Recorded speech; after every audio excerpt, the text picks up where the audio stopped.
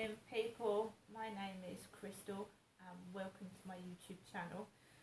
Welcome old subscribers, welcome new. If you like my videos, please press the like button. Please do subscribe.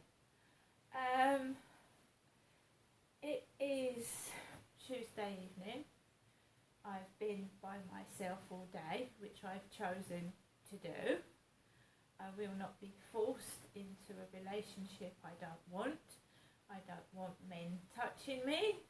I'm not gay. I just don't want men, sometimes they are a lot older than me, touching me. Right? If I have to be alone because I won't give in to some person's demands that I don't want, then I will be by myself, and it does get lonely and it does get difficult, but I am not being deprived of money, food and company so that I give in to any guy that comes along and treats me like dirt. And I hope I've got that across. I haven't had a relationship since 2017, and I haven't been with anyone since 2017. And this guy keeps appearing out of nowhere, and he keeps trying to hover over to me and touch me, and I don't want it. Right, since he appeared,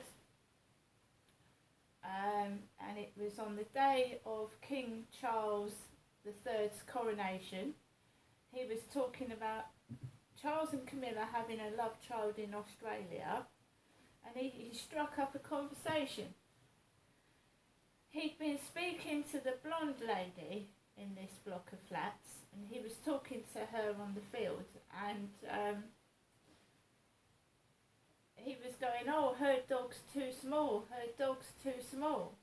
and because his dog Samir is big, so I don't know what's going on. Next thing I know, he keeps appearing and speaking to me, and then he starts giving me unwanted attention. Now, I told him 3 times, you know, you're a friend, that's it, I don't want it. The last time I met him, I had to get out of the way because he was trying to hover over to me and start touching me. I don't want it. It's sexual bullying. I don't want it.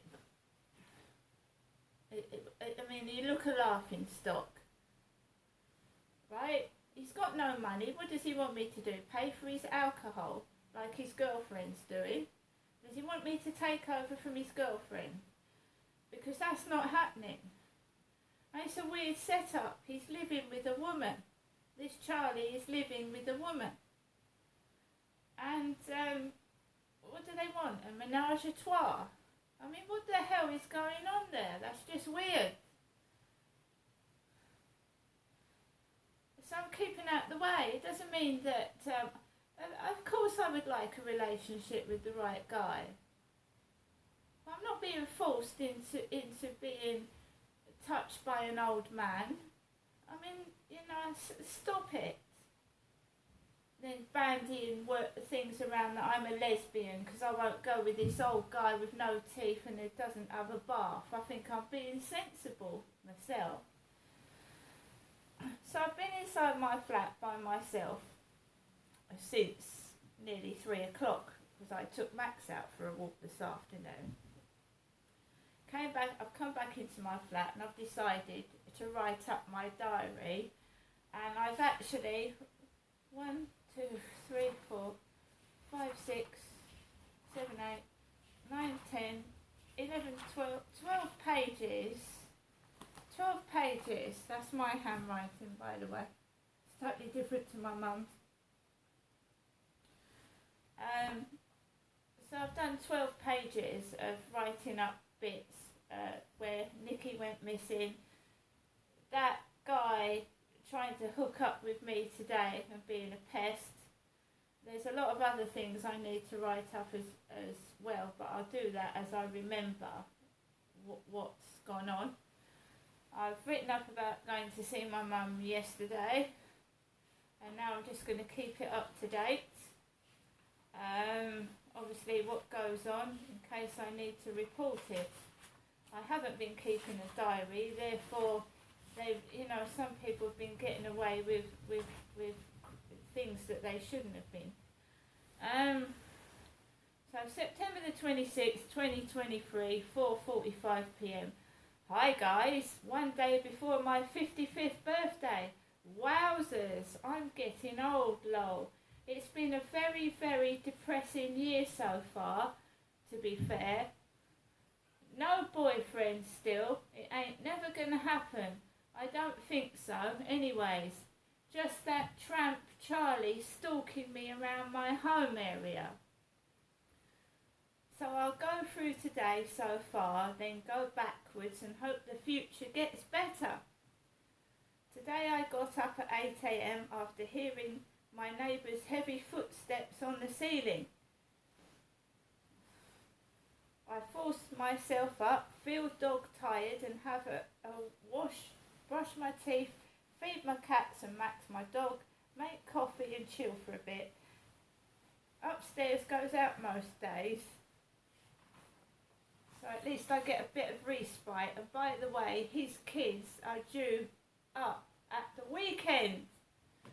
But at least it's not my birthday at the weekend, it's tomorrow. I do some YouTube videos, balloon ones and vlog ones, and wait for a bit till it gets quiet. Yesterday, Mum called me as I hadn't seen my mother Jennifer for 5 weeks. And she wanted to give me my card and some money, she said. So I've been up to see my mother. And it's not, I've been on my own for about 8 weeks.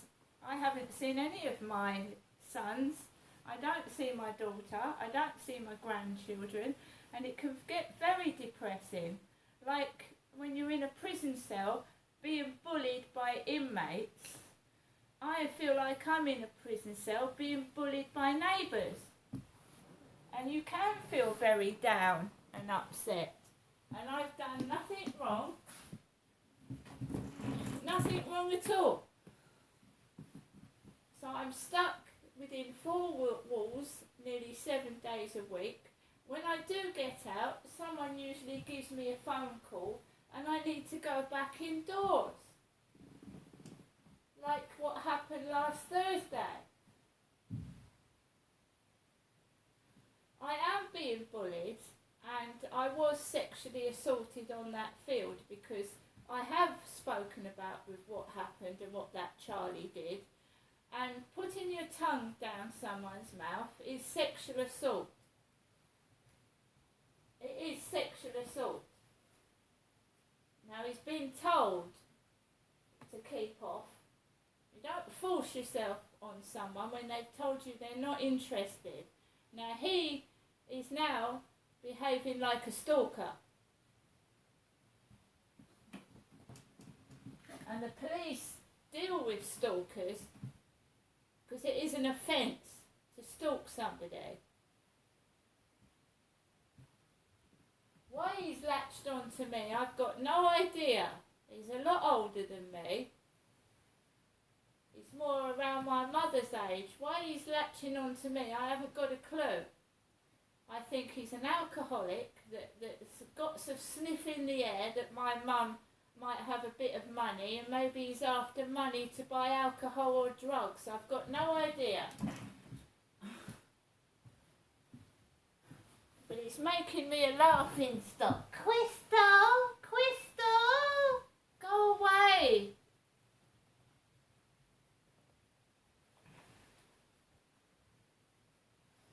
Why should I have to hide indoors because of that idiot? I don't hide indoors. I mean, I just walked away from him, but he's being a pest, a persistent pest. And it's got something to do with those builders because they speak to him. And they, oh, she's gay. Have you seen him? Have you seen what that guy looks like they're trying to get me to go with? Not having it. Right, so I'm indoors. I've been listening to prison stories about a girl committing suicide in prison because she was bullied by other prisoners. She was in there for a driving offence. They were hard criminals, like in there for like murder and assault, and she couldn't handle it and she killed herself. Right?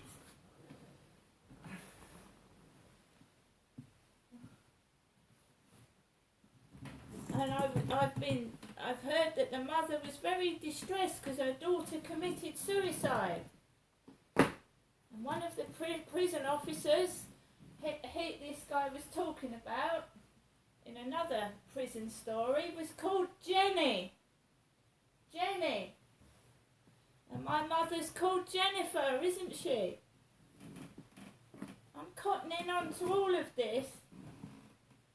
Right, and I'm a strong woman. I was very soft, and years ago, things happened, right, up in Gloucestershire, but there's no way now that I let bullies force me to be that depressed. I feel like killing myself.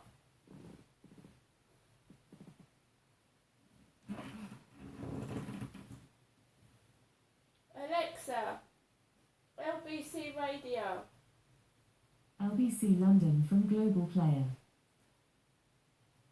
Because I think, and I think this is she's talked more and more about it the more she is aligned with people like Steve Bannon. They even co-wrote a book together, and his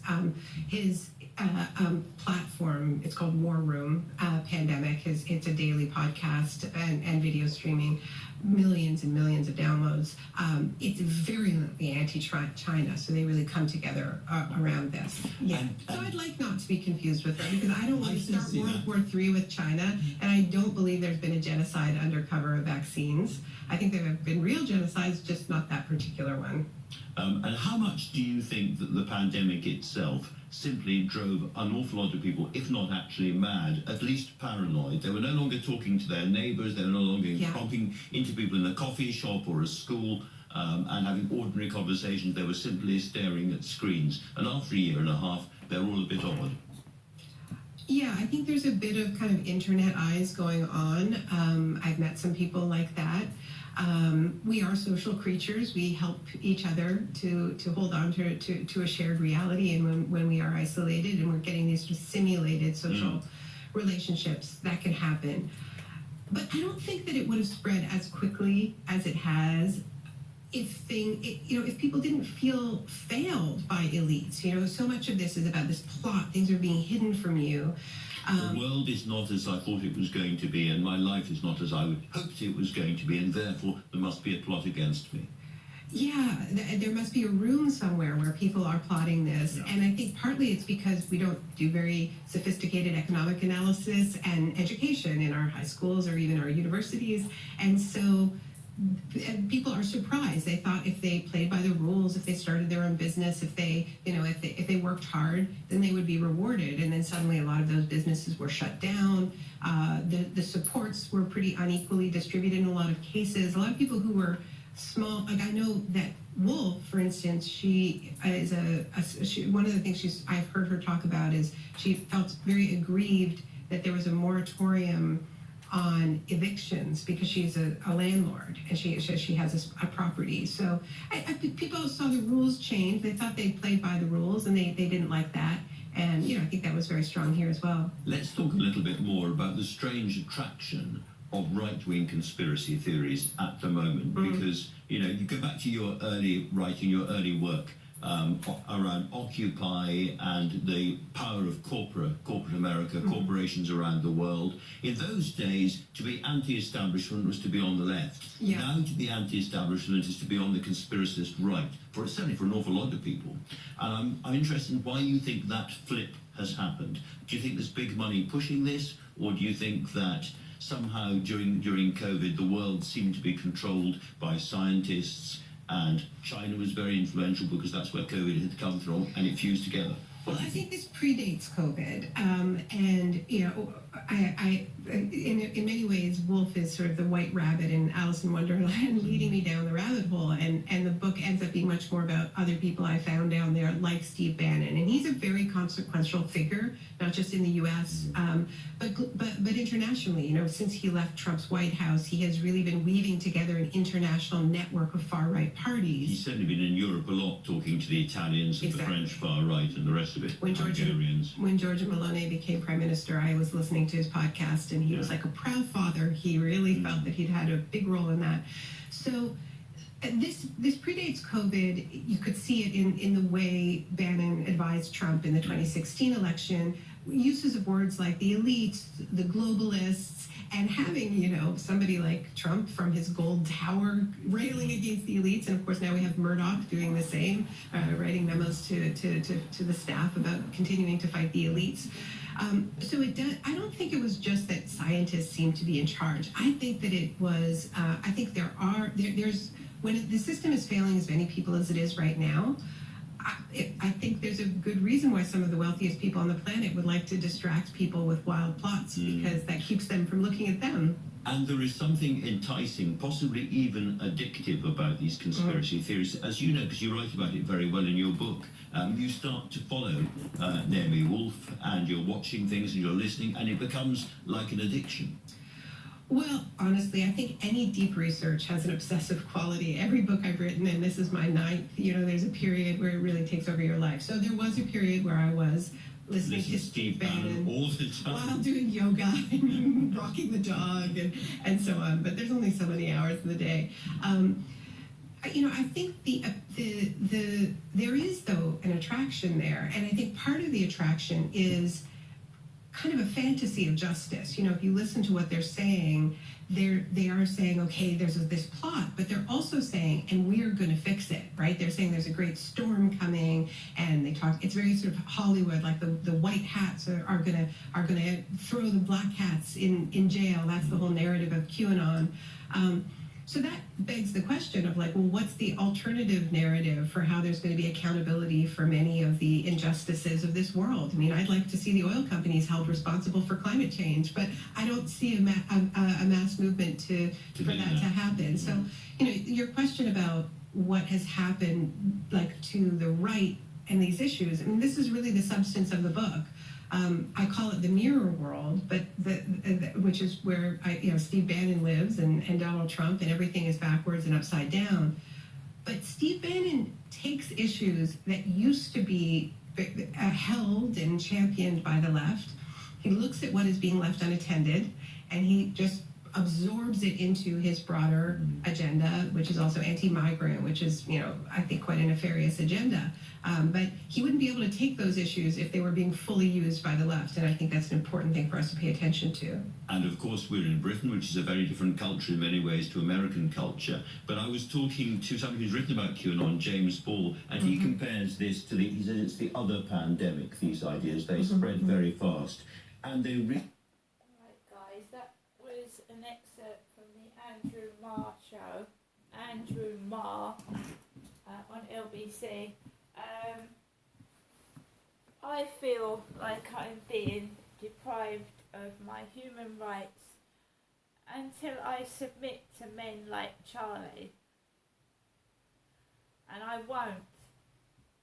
So while my mother, she's hanging on, bless her, she's old, she's all hunched over, I go and see my mum. But I'm being deprived of everything because they think that I'm going to hook up with a dirty tramp and give myself to a dirty tramp.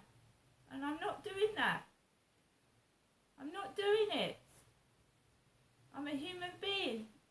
Feels like I'm not being sex trafficked as such, but, you know, the more and more, like, I rebel against what they're trying to get me to do, the more they bully. Because it's like they'd all be happy if I hooked up with this guy, and I find it offensive. He disgusts me. This Charlie character disgusts me. I find him vile. I don't want him touching me. I don't want it. And I won't have it. And I'm an adult. I'm supposed to be able to choose who I sleep with, who I talk to. Am I not an adult? And the bullying, oh, you're a lesbian. I'm not a lesbian.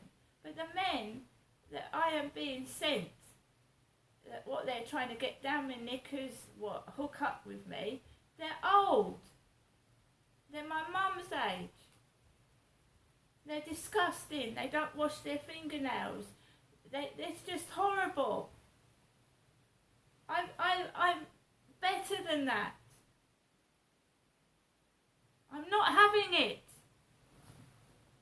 See you later.